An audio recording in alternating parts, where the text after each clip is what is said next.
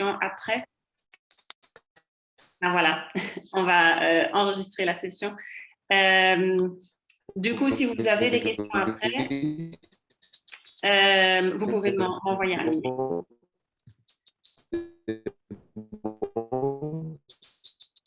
Du coup, le lien entre la corruption et les droits de l'homme. La corruption, en fait, c'est le détournement de richesses et distorsion des dépenses qui nuit à la stabilité économique et politique d'un pays. Donc, on peut le voir comme ça, mais on peut aussi le voir comme la corruption vraiment comme violation des droits de l'homme ou qui conduit à une violation des droits de l'homme. Quelle est la différence? Par exemple, s'il y a quelqu'un qui a payé le juge pour être sûr qu'il va être libéré, ça, c'est une infraction directe de l'article 14 du pacte des droits civils et politiques, donc le droit au procès équitable. Là, la corruption est une violation directe. Alors que, par exemple, si on doit payer le professeur pour être sûr que notre enfant a accès à l'éducation, là, ce n'est pas vraiment une violation directe du pacte, mais ça conduit à une discrimination entre deux groupes d'enfants, ceux qui payent le professeur, ceux qui ne peuvent pas payer le professeur. Donc là, c'est plutôt une violation indirecte. Bon, c'est surtout une distinction un peu théorique, parce qu'à la fin, c'est tous des violations des droits de l'homme.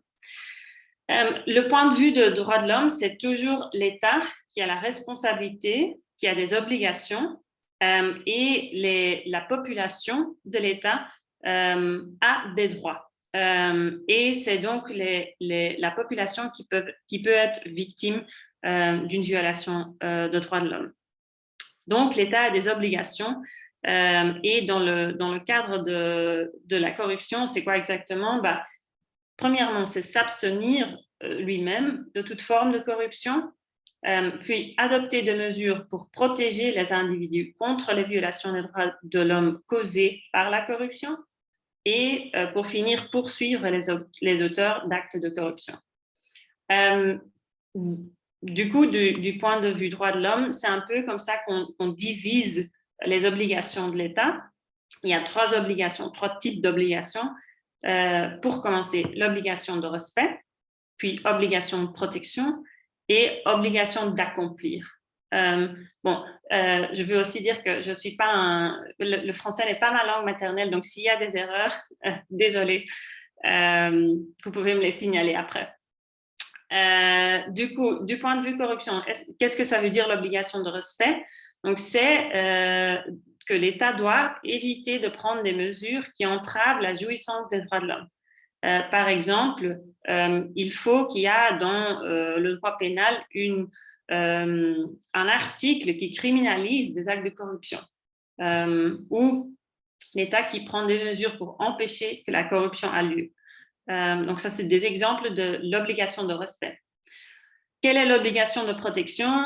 C'est empêcher des tiers d'entraver la jouissance des droits de l'homme. Donc la première obligation, c'est l'État même qui doit éviter la corruption. Ici, c'est d'empêcher des tiers de faire la corruption et poursuivre les auteurs, de sorte que les victimes ont accès à la justice. Donc, poursuivre tous ceux qui ont fait des actes, qui ont commis des actes de corruption. Par exemple, les entreprises ou des individus, les juges, par exemple, qui ont pris de l'argent et tout ça. Quelle est l'obligation d'accomplir? C'est l'obligation la plus dure pour l'État.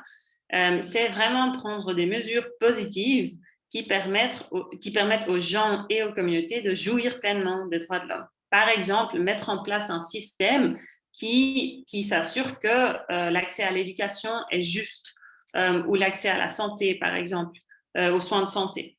Donc là, il ne s'agit plus d'éviter de faire quelque chose, c'est l'État qui doit faire quelque chose, qui doit mettre quelque chose en place pour être sûr que cette obligation d'accomplir est remplie. Quelle est l'approche du point de vue corruption? C'est un peu différent.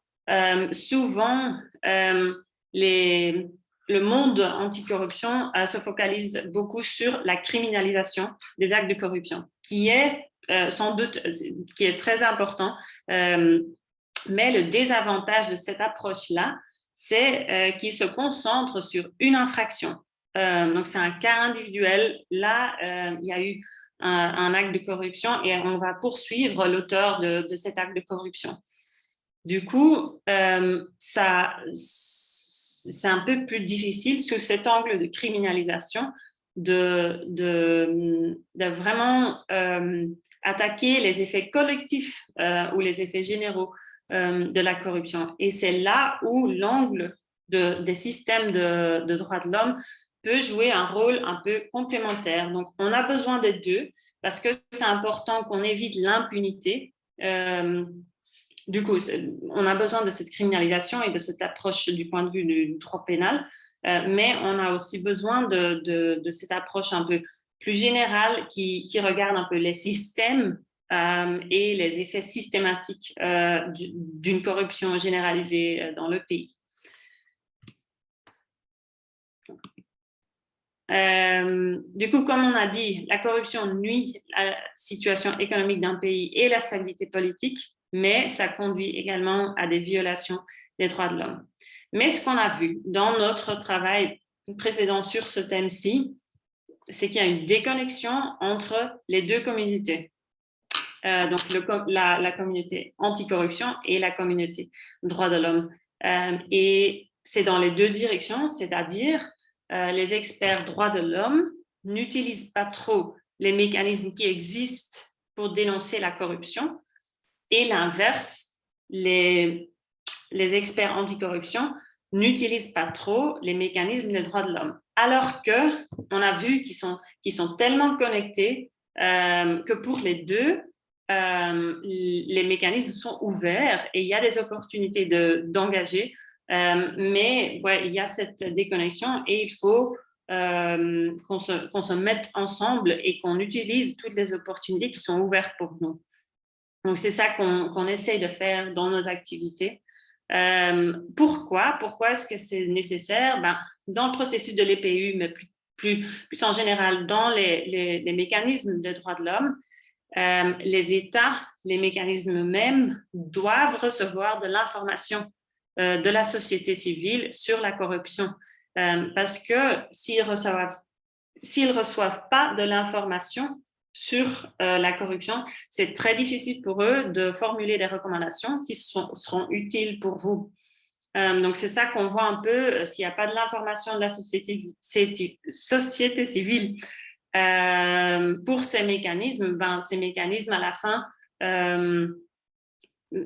oublient la problématique de la corruption ou ils formulent des recommandations très vagues et qui ne sont pas utiles pour vous après pour faire le travail de plaidoyer au niveau national. Donc là, on a vraiment un trou qui doit être rempli. Du coup, c'est pour ça qu'on a développé notre guide. C'est ce guide que j'ai mentionné déjà avant. Donc, c'est un guide qui est vraiment targeted aux experts anticorruption et qui contient un peu l'information basique sur comment s'engager avec les mécanismes des droits de l'homme. Donc, ça contient tout. Donc, c'est les organes de traité, c'est l'EPU et autre chose. Donc, c'est assez large, c'est très utile. J'ai ajouté le lien dans le PowerPoint. Donc, après, vous aurez l'opportunité de regarder vraiment dans le guide et pour voir si c'est utile pour vous. Et si vous avez des questions après, vous pouvez toujours me les demander. Du coup, quels sont les liens possibles entre les deux? La corruption, ça peut incorporer des formes interdites de discrimination. Donc, comme j'ai dit, par exemple, si le prof doit être payé pour que ton enfant ait accès à l'éducation, là, il y a une discrimination. La corruption peut contribuer à l'impunité, c'est-à-dire si le système judiciaire n'est pas indépendant et on doit payer le juge, on peut payer le juge pour être libéré, par exemple, ça contribue à l'impunité.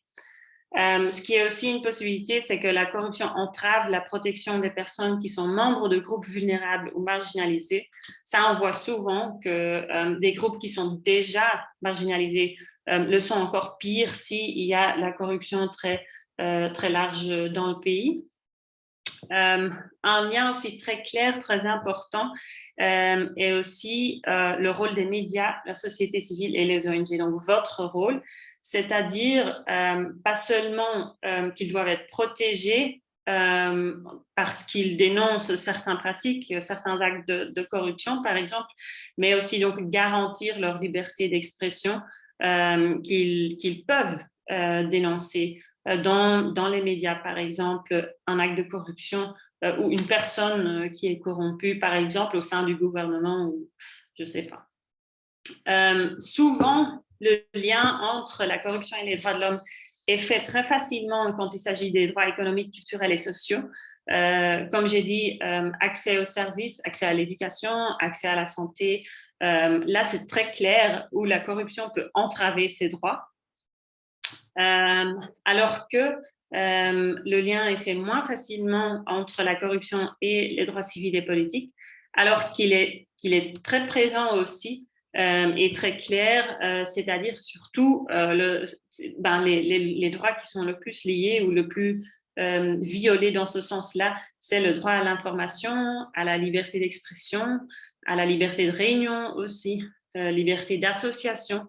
Le droit de participer aux affaires publiques, parce qu'on voit souvent la corruption aussi liée aux élections, par exemple. Une chose qui revient très souvent, c'est l'indépendance de la justice par rapport à la corruption.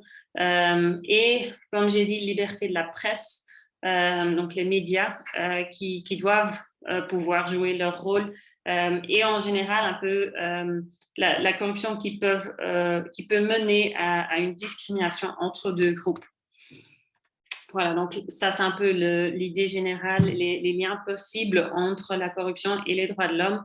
Et quand par exemple, on soumet un rapport sur la corruption à un mécanisme des droits de l'homme, comment faire le lien entre les deux? Maintenant, on va regarder un peu comment la corruption est adressée dans le processus de l'EPU.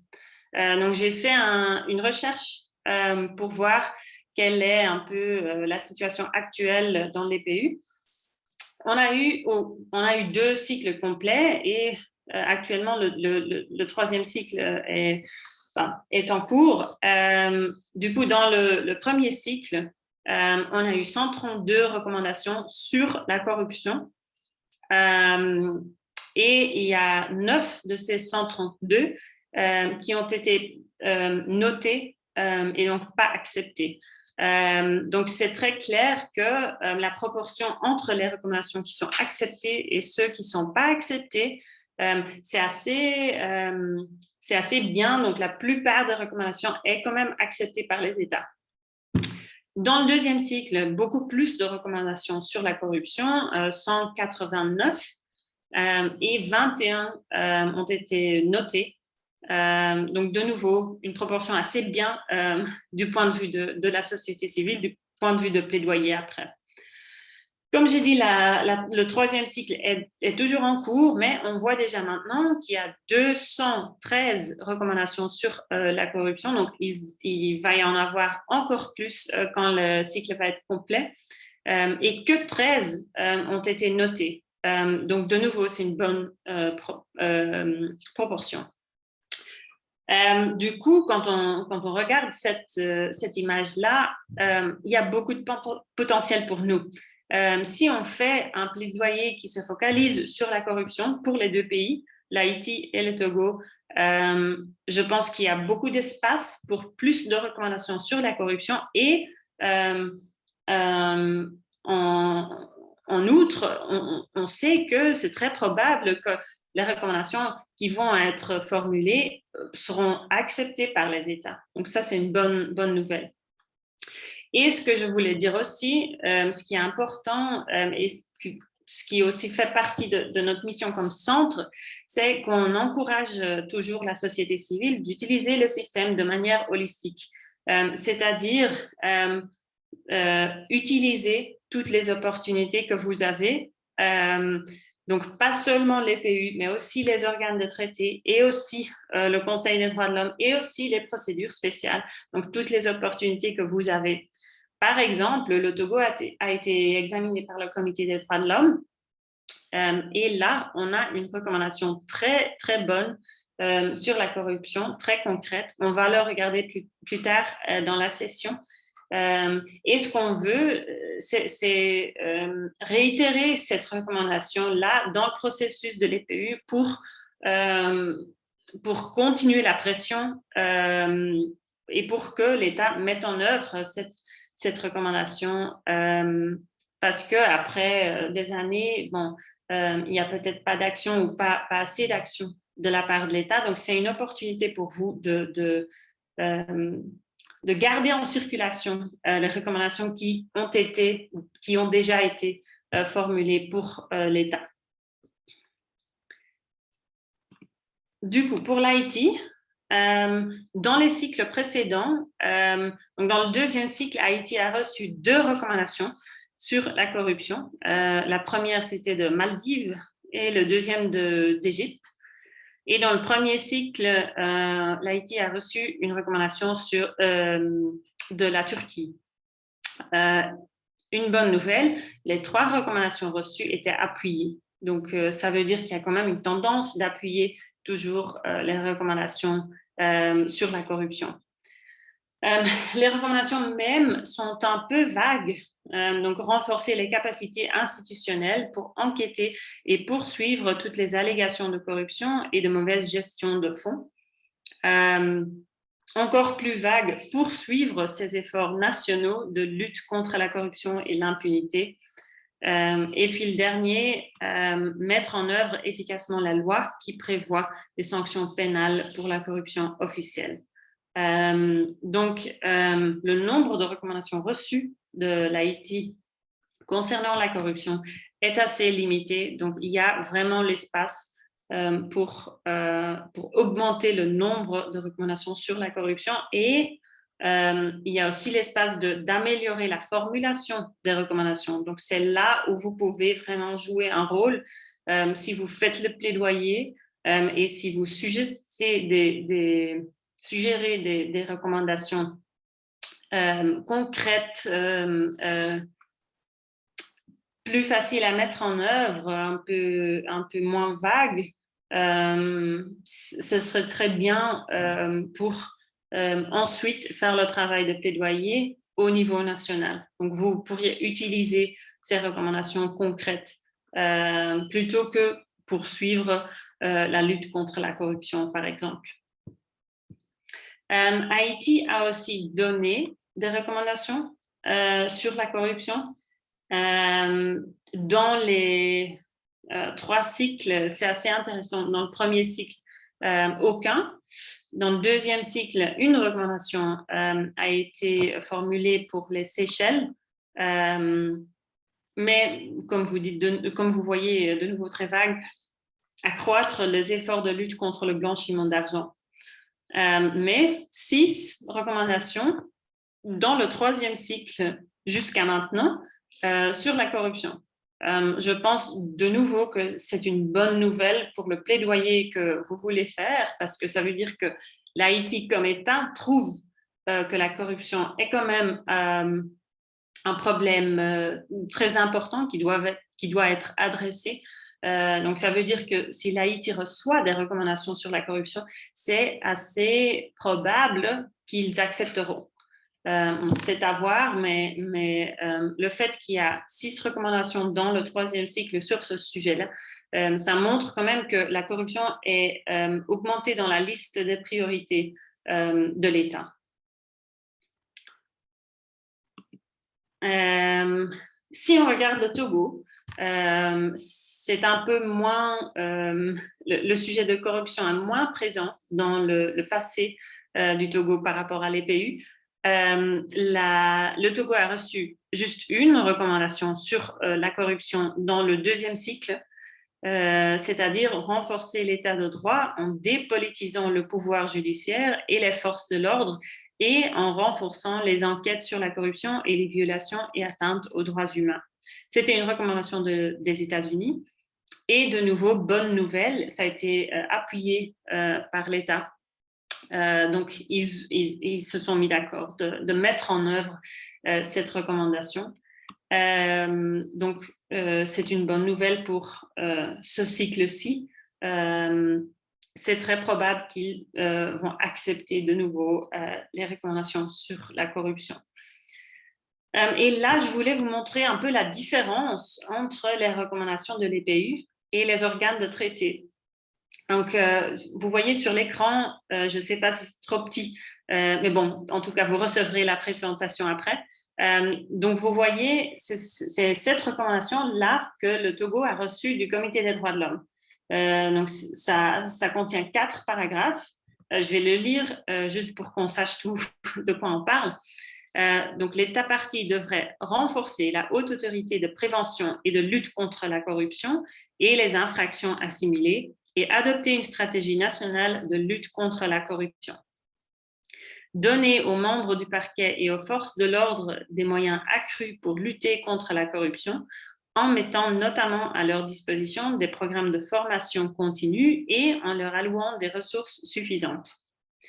Veiller à ce que tous les actes de corruption fassent l'objet d'enquêtes indépendantes et impartiales et à ce que les responsables, y compris les fonctionnaires au plus haut niveau de l'État et autres personnalités, soient traduits en justice et, s'ils sont reconnus coupables, sanctionnés comme il le convient. Et dernièrement, continuer de mener des actions de formation et des campagnes visant à sensibiliser les responsables politiques, les agents de l'État, les entreprises et la population en général aux coûts économiques et sociaux de la corruption. Donc, vous voyez que c'est beaucoup plus concret. Bon, il s'agit de 2 mécanismes différents et c'est vrai que pendant l'EPU, les États n'ont pas toujours le temps de formuler des recommandations si longues. Mais je pense qu'il y a quand même un peu d'espace pour améliorer, pour un peu plus concrétiser les recommandations concernant la corruption dans le processus de l'EPU. Donc, que les États peuvent s'inspirer un peu de l'approche des organes de traité. Vous voyez, c'est assez spécifique. Donc, il mentionne l'autorité de prévention, de lutte contre la corruption. Donc, c'est beaucoup plus spécifique que je veux dire lutter contre la corruption. Et comme j'ai dit avant, le fait qu'on a cette recommandation du Comité des droits de l'homme, qui d'ailleurs est sélectionnée pour la procédure de suivi, donc ça veut dire que le Comité des droits de l'homme trouve que cette recommandation est prioritaire, est urgente, est importante et doit être mise en œuvre dans les 2 années après l'examen. Du coup, c'est important pour vous de récupérer cette recommandation, peut-être réformuler un peu et utiliser l'EPU pour rappeler l'État qu'il y a cette recommandation qui doit être mise en œuvre. Donc voilà, ça c'est un peu ce que le Togo a reçu dans le 2e cycle de l'EPU. C'est pas beaucoup, donc de nouveau, il y a de l'espace vraiment pour votre plaidoyer, pour convaincre les États de faire plus de recommandations sur ce sujet de corruption. Le Togo a aussi donné une recommandation pendant le 2e cycle aussi à l'Afrique du Sud. La recommandation, c'était de poursuivre ses efforts de lutte contre la corruption, les inégalités sociales et économiques. Donc là aussi, c'est un peu vague. Et on voit ici, contrairement à l'Haïti, par exemple, qu'il n'y a qu'une recommandation dans les 3 cycles qu'on a eu déjà, que le Togo a donné sur ce sujet de corruption. Donc, ça veut dire que la corruption, pour le Togo, c'est un peu moins haut dans la liste des priorités. Et l'Afrique du Sud a appuyé cette recommandation juste pour information. Voilà, donc ça, c'est un peu l'image des 2 pays dans l'EPU. Maintenant, ce qu'on veut faire, c'est vraiment combler l'écart entre les 2 communautés, donc s'assurer que dans l'EPU, donc un mécanisme des droits de l'homme de l'ONU, qu'il y a un rapportage sur la corruption. On voit que s'il n'y a pas de reportage sur la corruption, à la fin, on n'a soit pas de recommandations sur la corruption, donc c'est un sujet qui est un peu, je dirais pas oublié, mais overlooked en anglais. Donc, c'est pas une des priorités peut-être des États. Donc, on doit prendre leur attention et le mettre dessus. Soit on voit que s'il y a des recommandations, c'est assez vague, c'est lutter contre la corruption. Et c'est pas très facile pour les États s'ils reçoivent une recommandation comme ça, de savoir où commencer, comment mettre en œuvre une recommandation si vague. Et on voit aussi qu'il y a une perspective limitée. Comme vous avez vu dans les recommandations de vos pays, c'est l'indépendance de la justice, par exemple, ou c'est juste lutter contre la corruption, très générale. Donc, les recommandations n'adressent pas tous les aspects pertinents de la corruption dans le pays. Donc, il y a beaucoup plus de potentiel de développer ça. On voit que s'il y a de rapportages, s'il y a par exemple des fiches de plaidoyer qui sont développées par la société civile, qu'on a à la fin des recommandations plus concrètes, comme pour le Togo par exemple, parce que dans le processus de l'examen par le Comité des droits de l'homme, nous avions soutenu un rapport de la société civile, un rapport thématique sur la corruption. Et ce rapport-là a informé le comité du fait que la corruption, c'est une problématique très urgente dans le pays et a donné des informations très claires, des statistiques qui sont comment dire, reliable, auxquels les membres peuvent faire confiance. Et on voit que ça se reflète dans les observations finales à la fin. Donc, c'est vraiment important le rôle que vous jouez. On voit aussi qu'à la fin, si la société civile a vraiment fait son travail de plaidoyer, qu'ils ont des recommandations utiles pour eux. C'est-à-dire si, selon vous, c'est vraiment l'indépendance du judiciaire qui est cruciale, qui est priorité, et à la fin, vous avez une recommandation qui se focalise sur l'accès aux soins, par exemple. Là, vous n'avez pas une recommandation qui est utile pour votre travail à la suite de l'EPU, donc le travail de mise en œuvre de plaidoyer au niveau national. Donc, c'est important dans vos fiches de plaidoyer d'indiquer clairement quelles sont vos priorités et s'ils sont repris dans la recommandation, c'est un tool que vous pouvez utiliser dans votre travail quotidien. Donc, c'est ça que je veux dire, utiliser la recommandation pour le plaidoyer au niveau national. Si vous avez vraiment des recommandations qui soutiennent votre travail quotidien, vous avez juste un tool additionnel qui renforce votre travail au niveau national.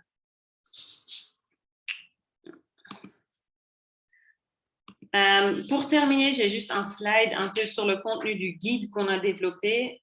Donc là, c'est vraiment très large et ça traite tous les mécanismes onusiens, c'est-à-dire les mécanismes qui sont fondés sur la charte. Donc ça inclut les PU, mais aussi les mécanismes fondés sur les traités, donc c'est-à-dire les organes de traité.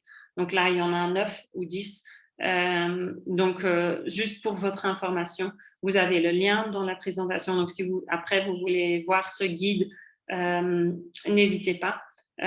Du coup, c'est la fin de ma présentation.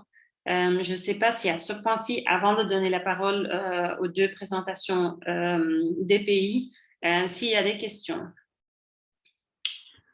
Et ici, je vais arrêter de partager de l'écran, comme ça je peux voir s'il y a des gens qui